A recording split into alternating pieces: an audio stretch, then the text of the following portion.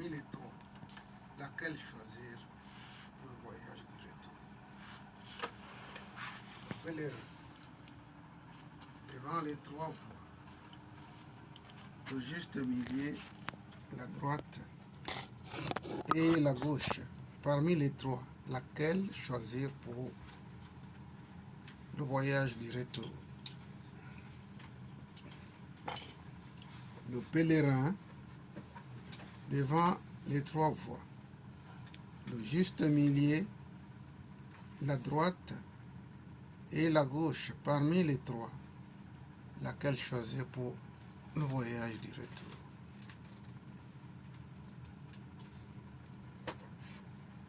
Le pèlerin, devant les trois voies, le juste milieu, la droite et la gauche. Parmi les trois, laquelle choisir pour le voyage du retour?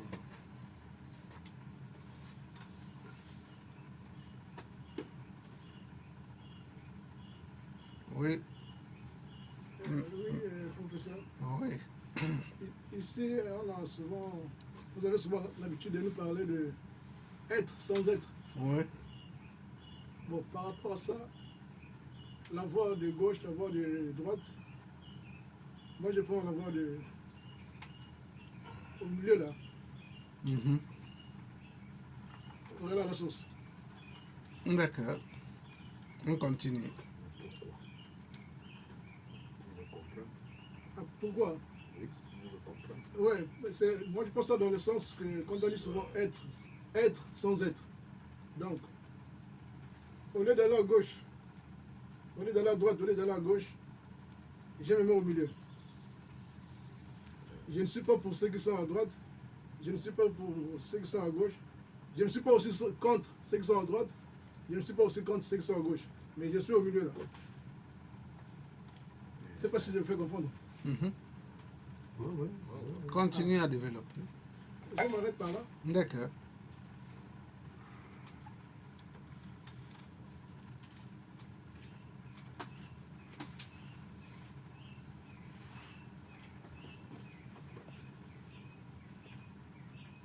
Ouais.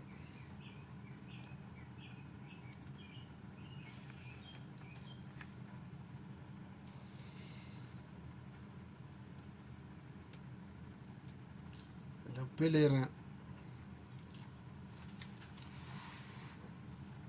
devant les trois voies, le juste milieu, la droite et la gauche. Parmi les trois, laquelle choisir pour le voyage du retour? Oui, Papa Kenele. Namasté. Namasté. Bon, moi je dis, quels que soient les chemins à suivre, la vision est unique. C'est-à-dire, on peut arriver à la source ou à la réalisation de soi, quels que soient les chemins. Tous les chemins sont praticables. L'essentiel, c'est d'arriver à la réalisation de soi. Namasté. Namasté. Merci. On peut continuer.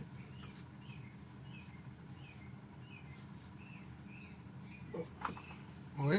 Par rapport à ce que j'ai dit au Papa Kenenge, si je prends par exemple, l'exemple d'un chrétien, c'est aussi une voie. Bien sûr. Et nous qui sommes à l'école ici, c'est une voie aussi. C'est aussi une voie. Le chrétien pour arriver à la source, est-ce que par rapport à sa voie là, il va arriver quand même? Il va arriver. Ça dépend. Ça dépend. S'il ne succombe pas à des distractions en route. À la tentation. Les distractions peuvent nous retarder. Je trouve une belle femme, amoureux d'elle, ça peut retarder ton ascension. La réalisation de soi. Oui, merci. Namasté. Namasté.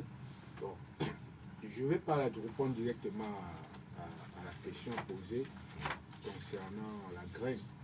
Mais par contre, je voudrais d'abord revenir sur une analyse qui est profonde et qui a tout son sens. C'est-à-dire que le but d'un pèlerin, c'est d'y arriver. D'un déplacement d'un point A pour un point B, il doit arriver au point B. Et logiquement, dans son parcours, il ne pense pas à subir les obstacles, même si naturellement, il peut en trouver. Mais dans sa pensée, l'obstacle ne fait pas partie de ses idées. L'obstacle ici, ça peut être le climat. La météo peut venir le contraindre à ne pas évoluer parce qu'il faut s'abriter par rapport à une pluie. La contrainte peut être des bandits en chemin qui peuvent l'agresser et il se retrouve à un mauvais état où il ne peut plus continuer. Mais lorsque ces mauvaises idées-là, ces mauvaises pensées sont balayées de son esprit, honnêtement, son objectif, c'est de vite arriver et bien arriver. Alors, face à un choix de différents chemins, vous avez dit 3 chemins, je pense que l'analyse du pèlerin se posera sur la voie possible qui peut l'amener facilement au lieu. Face à cette analyse, le pèlerin, en toute objectivité et en toute sincérité, le choix ne peut que se poser sur la voie qui rendra son parcours bien et facile. Alors, maintenant, pour répondre directement à la question, sans emprunter les mots de Jimmy Moupa, parce que là, il a parlé de quelque chose qui est très important. Il est rentré dans l'équilibre. Et l'équilibre ici nous renvoie à autre chose que la question qui nous est posée par rapport à la graine. Nous devrions choisir une voie sur 3. Le juste milieu, qui est l'équilibre des 2 voies. La droite, qui est le prolongement de cet équilibre-là, ainsi que la gauche. Quelle est la meilleure voie? Si l'équilibre fait pour raccourcir les 2 voies qui sont assez prolongées, je dirais qu'il faut prendre la voie du milieu. Namasté. Namasté. Merci. Merci pour la contribution. Le pèlerin.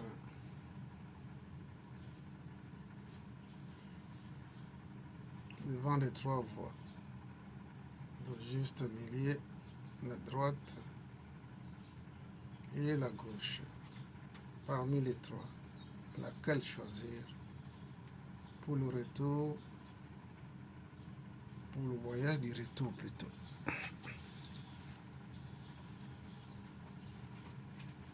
Oui. Oui, professeur. Souvent, on dit souvent que tout chemin mène à Rome. Oui. Donc, là, on a 3 chemins.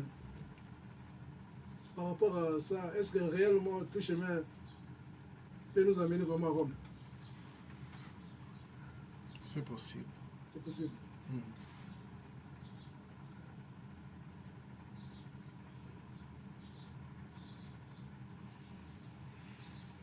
Il semble, oui. Namasté. Namasté.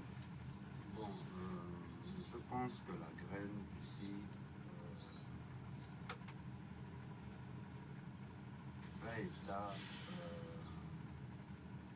d'une sorte d'initiation en fait. Mhm.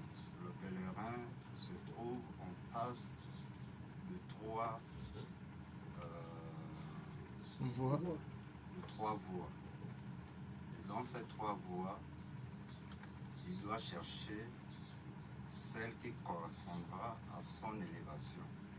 Mhm. Maintenant, il faut savoir ce que veut dire la voie de gauche, la voie de juste milieu et la voie De de droite. droite. Le pèlerin face à la voie de gauche va se retrouver en face de son ego, Mhm. hein, en face de son ego, terme m'échappe. Et dans la voie de droite, il va se retrouver en face de sa conscience. Et de ces deux voies, il doit chercher l'équilibre qui est celle de la voie du juste milieu. Oui.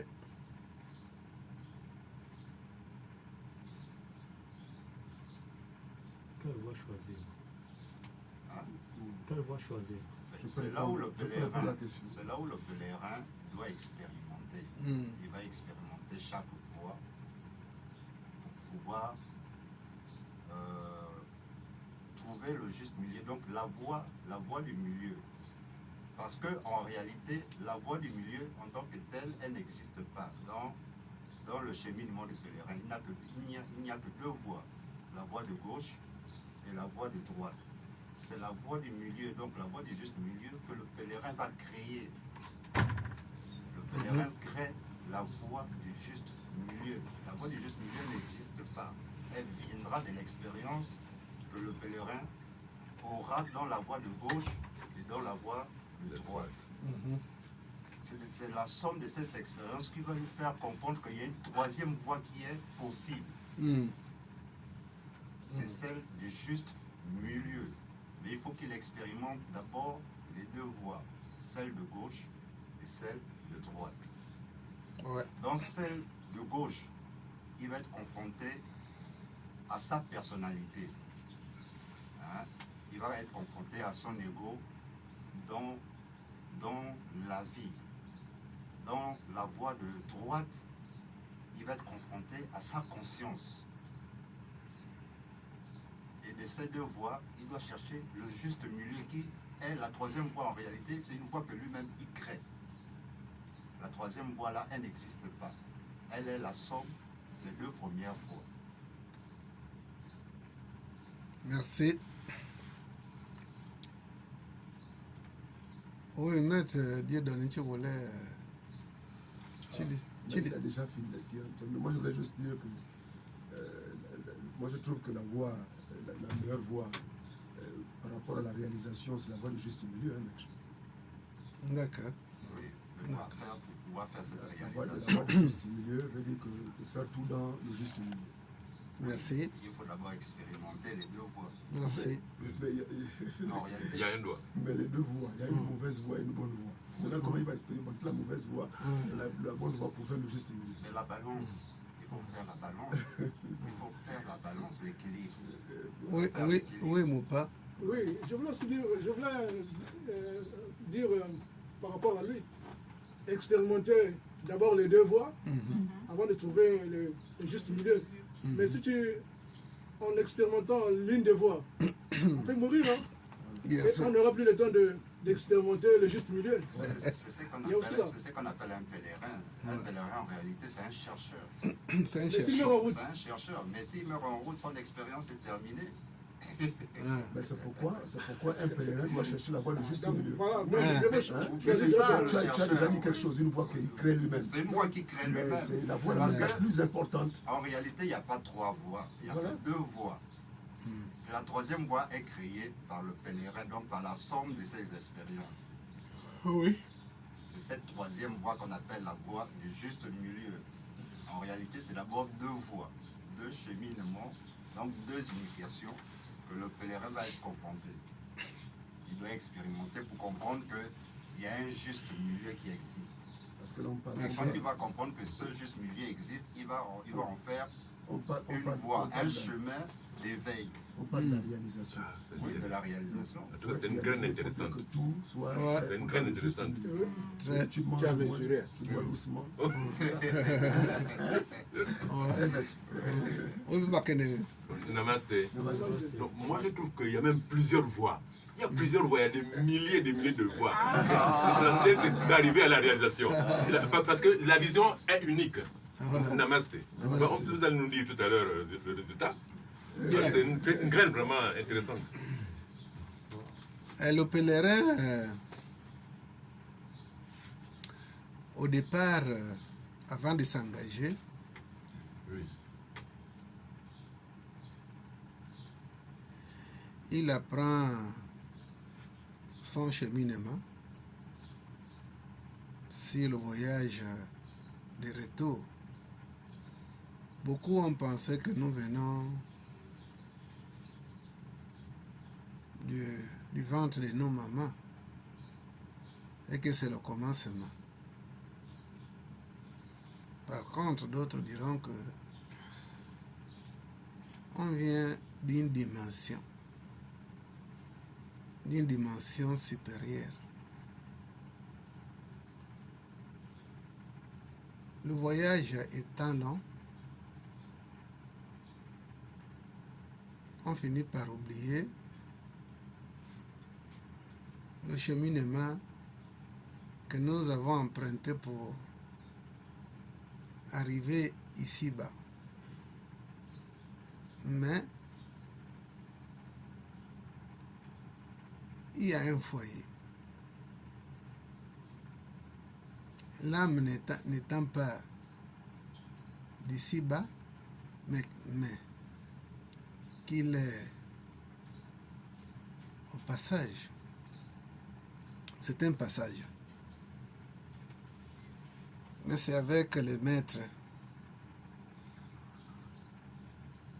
que nous apprenons que nous venons de quelque part et on doit retourner dans notre foyer.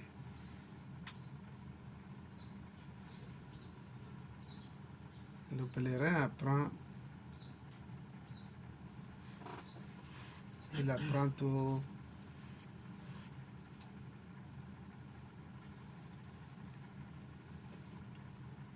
tous ces savoirs-là.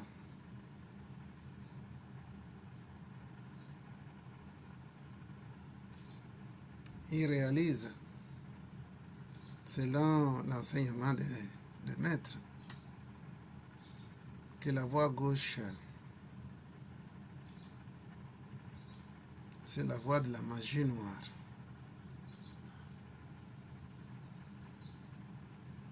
Et la voie droite, c'est la voie de la magie blanche. Que le milieu, le juste milieu, qui fait l'équilibre, c'est la voie royale. Merci. Merci. Merci. Parce que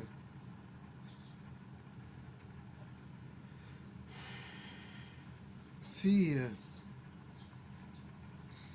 nous empruntons la voie gauche, il y aura tellement de distractions. On peut arrêter d'avancer. Ainsi que la voie de la magie blanche qui est la droite, nous trouverons toujours des distractions. Ça peut toujours impacter sur notre avancement. Donc, la meilleure parmi, c'est le juste milieu qui fait l'équilibre parce que c'est la voie royale. La voie royale ici, c'est une voie où l'énergie créatrice est presque à 100%. L'énergie créatrice, c'est que nous pouvons parler virtuellement de l'Esprit Saint. L'Esprit Saint, d'autres appelleront le Saint-Esprit, d'autres appelleront Mukukwa Kanja dans le Bouti. Il y a tellement de noms que nous avons donnés à cette énergie créatrice. Ouais. Mais la voie la plus sûre, où nous n'allons pas employer trop de sacrifices, des efforts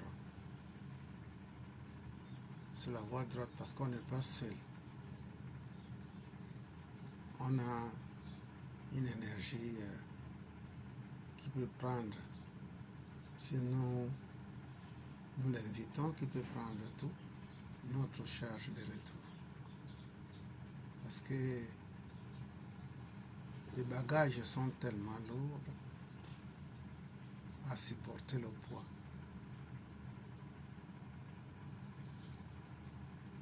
Donc, la meilleure voie, c'est pas peut-être absolu, mais ce que je pense comme les autres ont pensé, en donnant leur point de vue, c'est la voie royale. Lorsque vous vous mettez aux travaux et que vous invitez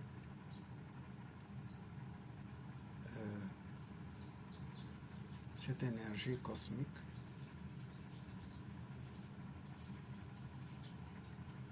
vous aurez beaucoup d'intuition pendant l'avancement.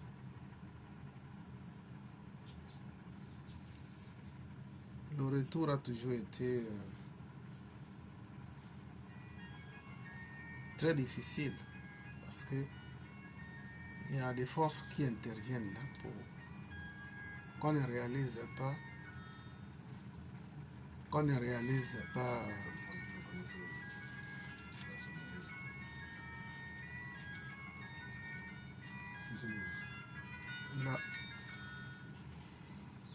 la voie du retour est très difficile. Oui. La voie du retour. La voie du retour à son foyer. La voie du retour à son foyer est toujours compliquée. Parce qu'il y a plein d'obstacles. Parce que la mission de la force contraire est de nous empêcher de réaliser notre objectif. C'est sa mission, de faire échouer le pèlerin. C'est sa mission. Maintenant, le pèlerin étant un homme averti, parce que lorsqu'il démarre, lorsqu'il s'engage sur le retour à son foyer, on l'a appris beaucoup des arcanes.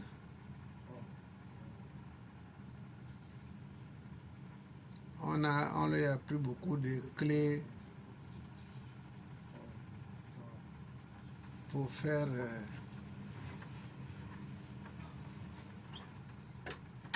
avancer sa barque. Les arcanes ici,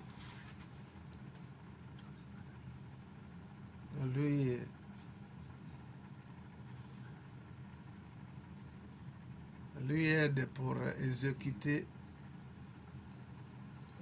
et désintégrer tout obstacle créé par les forces ou les forces contraires.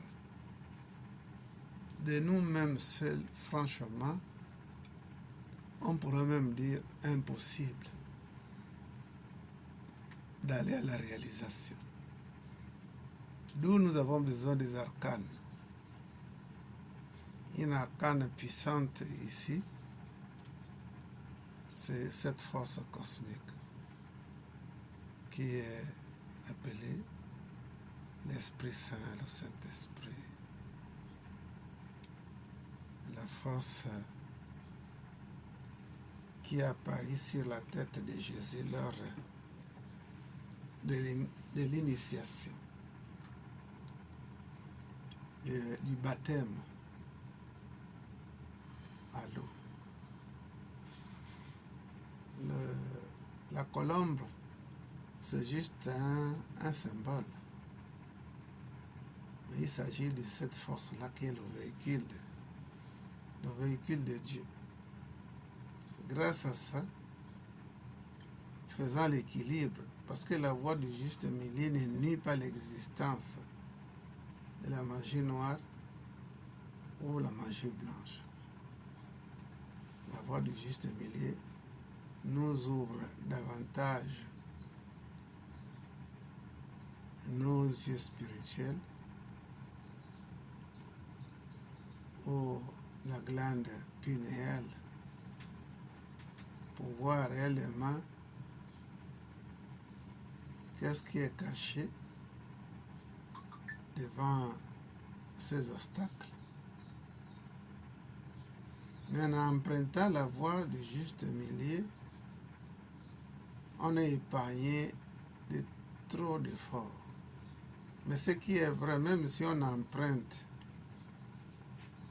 la voie de la magie noire ou la magie blanche, nous y arriverons au milieu. D'où on va basculer notre voyage sur la voie du juste milieu. La voie royale. Même si c'est la gauche que vous avez empruntée pour avancer, ou la droite, ce qui est vrai, on ne peut pas arriver avec ça au foyer. On sera obligé de basculer. On sera obligé de basculer sur la voie du milieu, du juste milieu. Parce que c'est cette voie-là qui nous amène à une dimension supérieure qui fait notre foyer. D'où la conscience ou l'âme jouissait depuis sa création.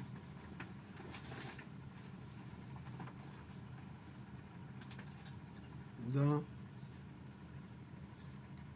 beaucoup parmi nous qui seront entraînés, beaucoup vont choisir le juste milieu parce qu'il y a moins d'efforts. La voie du juste milieu. Il y a beaucoup de gens qui utilisent l'Esprit Saint des fois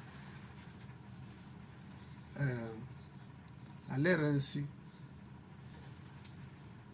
L'Esprit Saint en question, je crois à ça. L'Esprit Saint existe. Ça dépend de notre ouverture d'esprit, du mental, pour qu'on bénéficie de la présence du Saint-Esprit.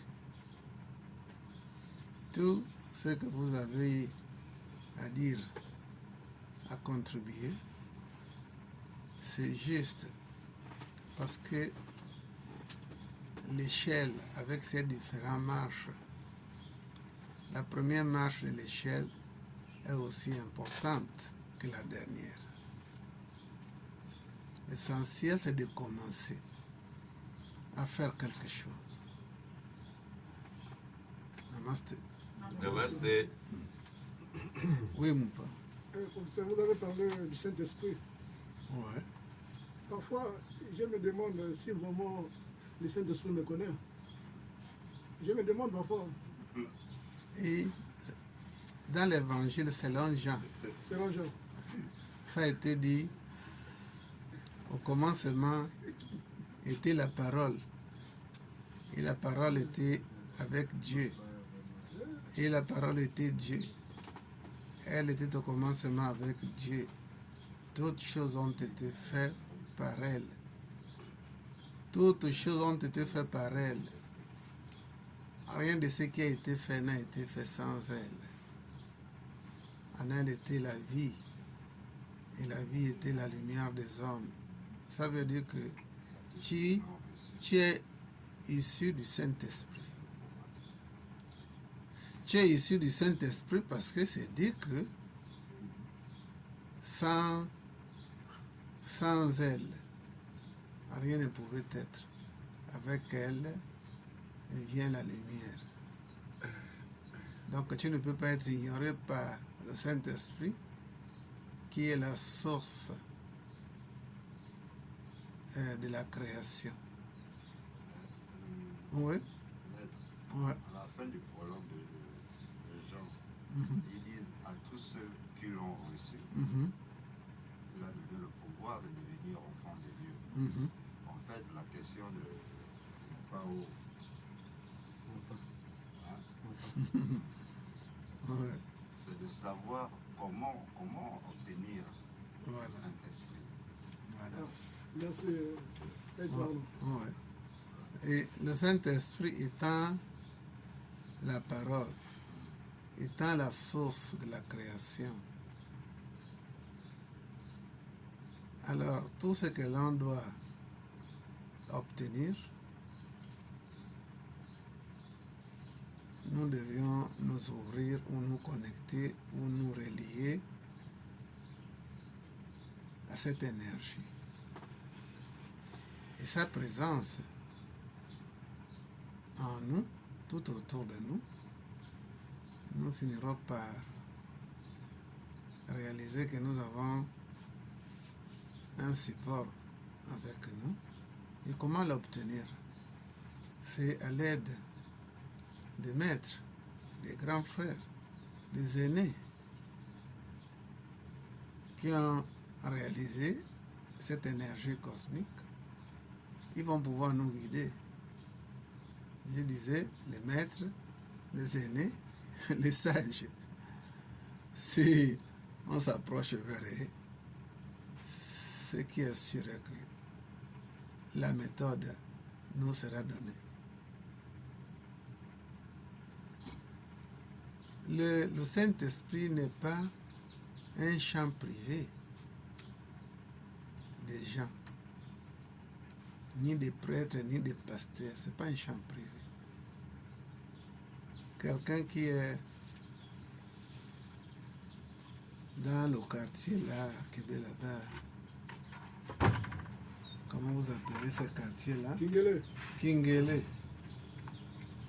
Si quelqu'un qui est à Kingele s'ouvre au Saint-Esprit, hein, assurément,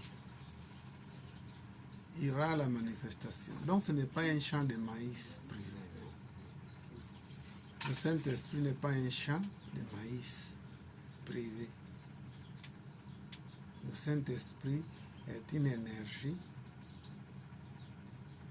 qui ne fait pas la discrimination.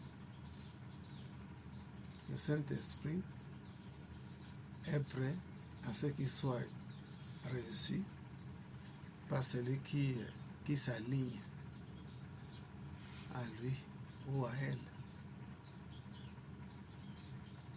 Oui. Namasté. Namasté. Professeur.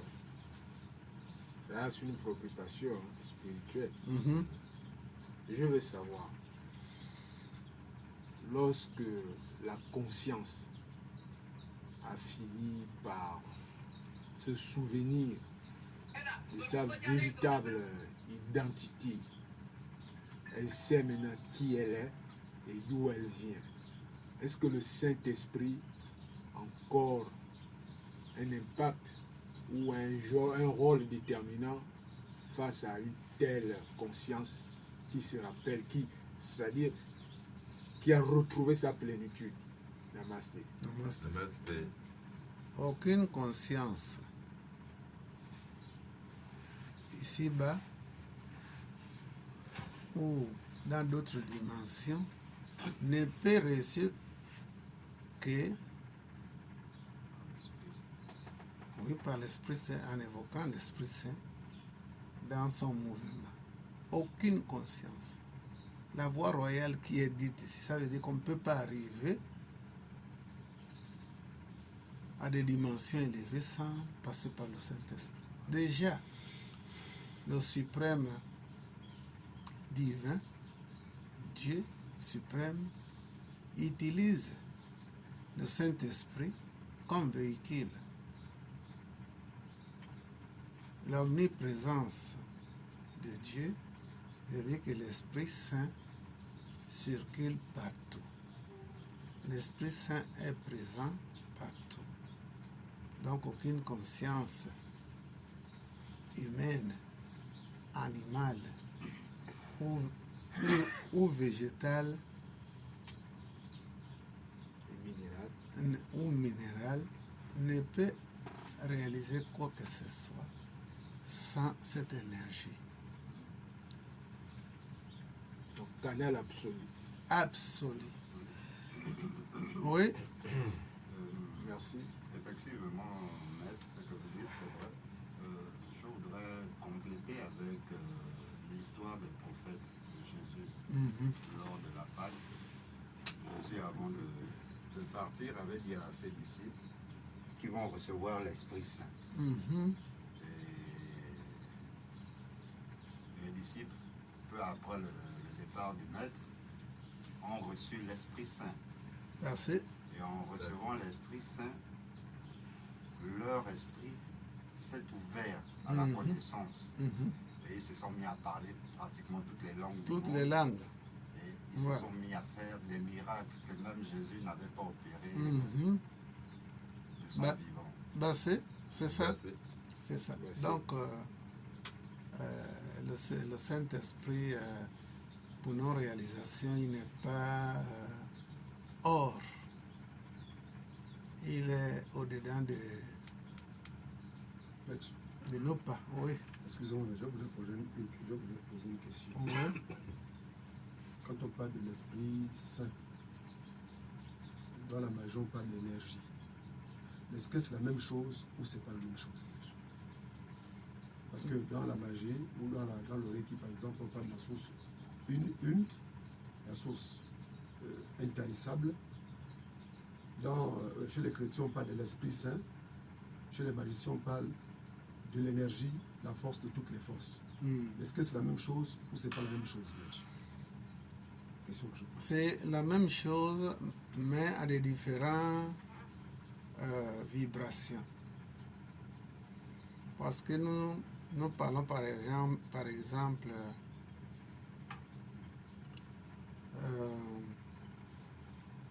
du magnétisme, le magnétisme animal. Le magnétisme animal, c'est ce que nous utilisons sur la bioénergie. D'où celui qui peut utiliser le magnétisme peut sortir de ces séances en acquisant la fatigue après. Mais celui qui utilise le magnétisme universel, il tire cette énergie de la source. Et lui, en tant qu'instrument, il ne va jamais acquérir la fatigue. Parce que le bon magnétiseur qui est en alignement avec la conscience, c'est-à-dire universelle, christique ou cosmique, ce n'est que son corps, son esprit qui l'offre. Cet fluide-là traverse les différents plans jusqu'à lui. Et lui, ce qu'il a fait par les yeux, par les mains, c'est le diriger là où il veut que ça soit impacté. Donc ça peut être la même énergie, mais à des différents niveaux vibratoires. Parce que la source in, c'est le mental universel. Le mental, dans les 7 lois de Kybalion, ils ont parlé de un dans le tout et le tout dans le un. Donc tout a l'émanation dans cette source intarissable qui est le mental. Le mental, pas individuel, mais le mental universel. Le mental individuel, c'est cette partie qui vient du mental universel notre esprit est créé à partir de ce mental.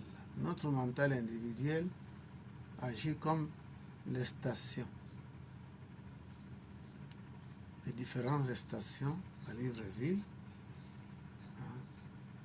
qui sont ravitaillées par un système où tout vient pour les revenir. Donc c'est la même énergie. Tout en est et un dans tout. Parce que non, les gens, ils ont bien précisé, parce qu'il faut bien que les gens comprennent. On a précisé que quand il est venu chez les siens, pour ceux qui l'ont reçu, ont le pouvoir de devenir enfants de Dieu et la capacité de maîtriser, de soigner toutes les maladies et d'éviter la mort et ainsi de suite. Donc on parle là de quoi? De l'énergie. De l'énergie, bien sûr. L'énergie vitale. Mais seulement il y a un phénomène où il nous faut la distinction, où il nous faut excusez-moi, je suis en méditation.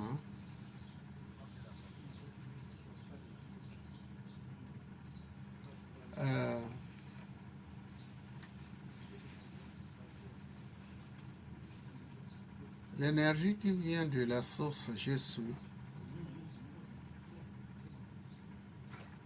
si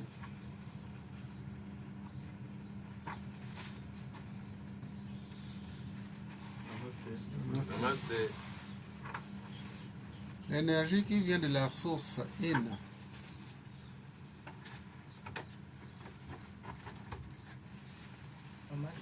Namaste. c'est cette énergie-là à 1 mètre Dieu donné. L'énergie qui vient de la source In, c'est cette énergie-là qui crée tout. Le tout dont je parle ici, il s'agit de la forme. Cette énergie qui est la conscience cosmique, la conscience christique, c'est l'émanation de ce qui est créé, de ce qui est forme. Mais ce n'est pas l'énergie qui crée l'informe. Dans le mental, il est bien dit que toute chose émane du mental universel. Mais cette toute chose, il s'agit de quoi? On fait allusion à tout ce qui est dans le monde pire matériel, le physique, et de ce qui existe dans le monde spirituel matériel. Quand je parle ici de spirituel matériel, c'est que il y a de l'énergie et la force de la matière. Spirituel matériel, la combinaison de ces deux éléments. D'où la force que vous pouvez avoir aujourd'hui ou demain, vous utiliserez sûrement la force qui vient du mental universel. Parce qu'il est dit que le un dans le tout et le tout dans le un. Mais dans d'autres dimensions au-dessus de la conscience cosmique, christique, le mental universel, il y a d'autres forces que vous pouvez utiliser qui n'émanent pas de la source je suis. Mais la source je suis a pour impact tout ce qui a été créé, et tout ce qui est forme. Mais il y a l'informe qui existe. Vous, par exemple, la conscience que vous êtes ou que nous sommes une émanation du mystère. Nous ne sommes pas la forme. Si oui, on est forme, c'est à travers cette enveloppe ou ces véhicules que nous portons. C'est là où nous sommes forme. Alors cette forme-là, c'est cette force mentale, cette existence de la source universelle. C'est cette source que nous devons l'existence de toutes nos formes, minérales, végétales, animales et humaines. C'est cette force-là qui crée l'humain. Mais nous sommes avant l'humain. Nous avons existé avant l'humain. Parce que l'humain, c'est toute une combinaison, c'est une évolution. Mais nous étions avant ça. Nous sommes des témoins de la création. Comme j'ai l'habitude de leur dire que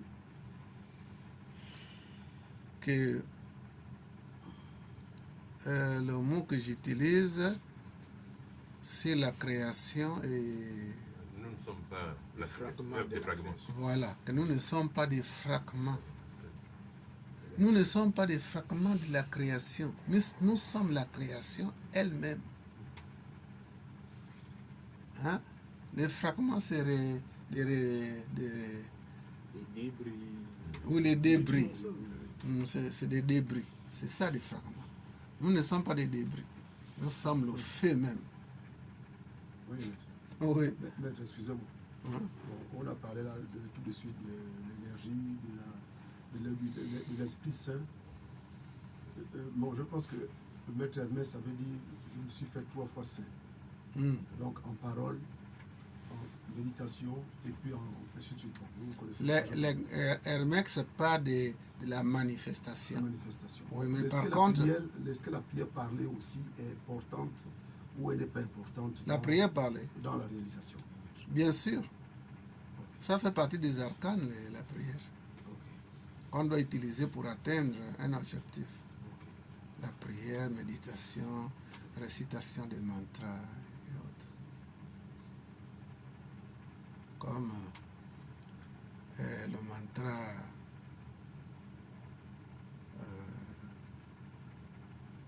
le nom c'est quoi? Om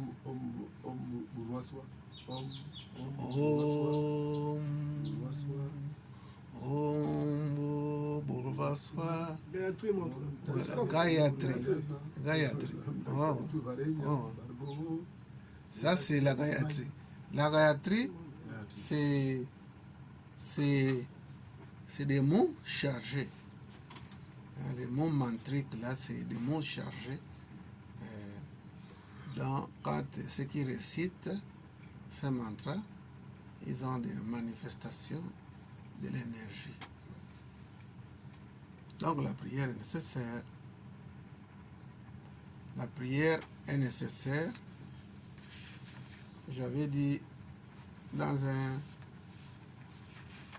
grain de contemplation que le langage humain n'arrive pas à Dieu. N'arrive pas à Dieu. Justement parce que le langage humain, on se lamente, on fait des prières et tout, mais il semble comme si Dieu n'était pas là. que Dieu ne manifestait pas. D'où Jésus dit, si vos vœux ne sont pas exaucés parce que vous ne savez pas prier, avant d'utiliser le mantra et autres, les prières, il faut s'aligner à Dieu. Une fois que vous vous alignez, c'est-à-dire vous créez déjà un chemin avec les mantras, les prières qui peuvent être. Mais la majorité de nous, c'est des louanges, crier, prier. C'est pas évident que ça arrive parce que Dieu n'est pas sourd quand même. Avec un message. Hein? Dieu n'est pas sourd quand même. Quel est ce père-là qui va entendre les cris, la lamentation de ses enfants et il n'agit pas? Justement parce que pour qu'il y ait manifestation, il faut qu'on s'élève. Si on veut recevoir le vent de la colline, au-dessus de la colline, on doit faire les efforts d'y arriver au-dessus de la colline de Dieu. C'est en ce moment-là qu'on va recevoir tout vent qui vient des 4 directions. Namaste. Namaste. Mais nous avons déjà commencé à faire quelque chose. Dans le monde entier, le peu qu'on fait, c'est déjà quelque chose. Mais il faut avancer. Parce que nous allons finir par découvrir d'autres rivages. L'homme a déjà commencé. Sauf qu'il ne doit pas s'arrêter là. Pour ne pas tomber sur l'illusion. Professeur, oui, quand je vois tout ça là, quand même, il y a toujours un main. Parce que il y a des gens qui prient, hein. On prie, il y a des méditations. Ma grand-mère est morte folle. Elle était parmi les chrétiens de la zone. Elle est morte folle. Elle était comme une sainte, quoi. Son mari est mort à 40 ans.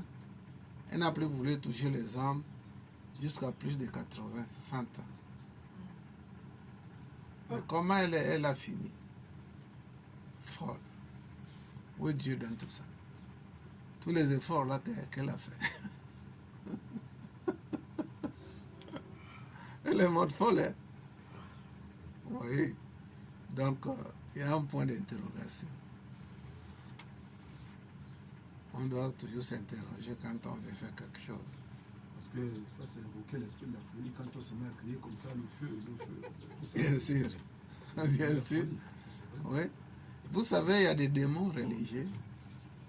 Il y a des démons religieux qui abondent toutes les églises. Il y a des démons religieux. Qu'est-ce que ça veut dire, s'il vous plaît? Qu'est-ce que ça veut dire? Démons religieux. Oui, C'est-à-dire ces démons-là sont... C'est des croyants. Ils sont croyants, ils sont impliqués vraiment dans la prière et tout. Ils peuvent, même pendant que vous priez, même dans vos rêves, ils peuvent venir pour vous encourager de vendre ta maison ou bien de démissionner dans ton travail et il va pouvoir vous aider. Je te dis, beaucoup ont vécu ça. Un esprit qui vient leur dire qu'écoute, il faut démissionner. Et il demande l'esprit, mais comment je vais faire? L'esprit dit qu'il va s'occuper de tout. La dame est partie ici, aller donner la lettre de démission. Elle a commencé à souffrir, cela elle vient maintenant me voir ici. Mais c'est une grande erreur. Elle est restée sans travail. Un autre homme pareil qui est venu ici, l'esprit lui a dit de démissionner, il va s'occuper de lui. Donc ça, c'est des démons religieux. Mais professeur, j'ai un frère, c'est un pasteur qui lui avait dit ça, que non, tu travailles à Sobraga, c'est là où la boisson, c'est démoniaque, il faut démissionner là-bas. Or, Sobraga, quand même, il fait quelque chose pour l'économie, non? Du pays. Dieu, véritable Dieu, n'est pas hors la réalité sociale. Un Dieu qui te dit de ne pas travailler, ce n'est pas logique. Il faut être réaliste.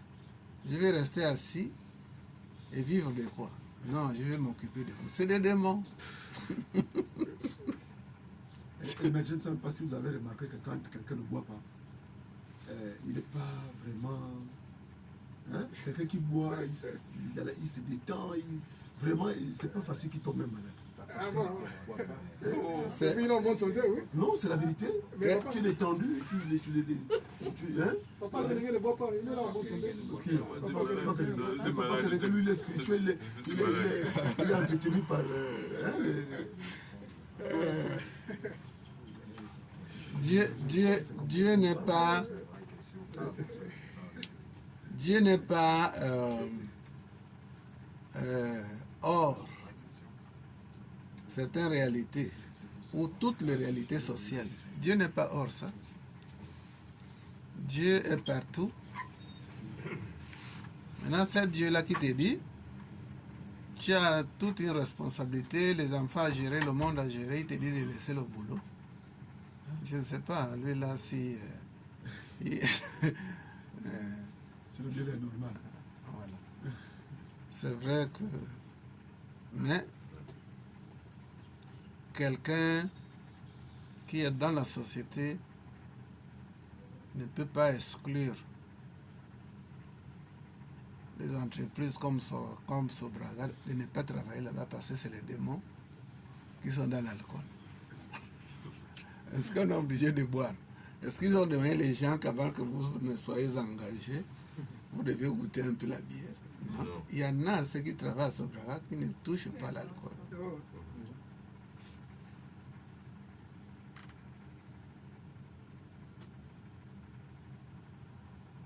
Il faut être réaliste.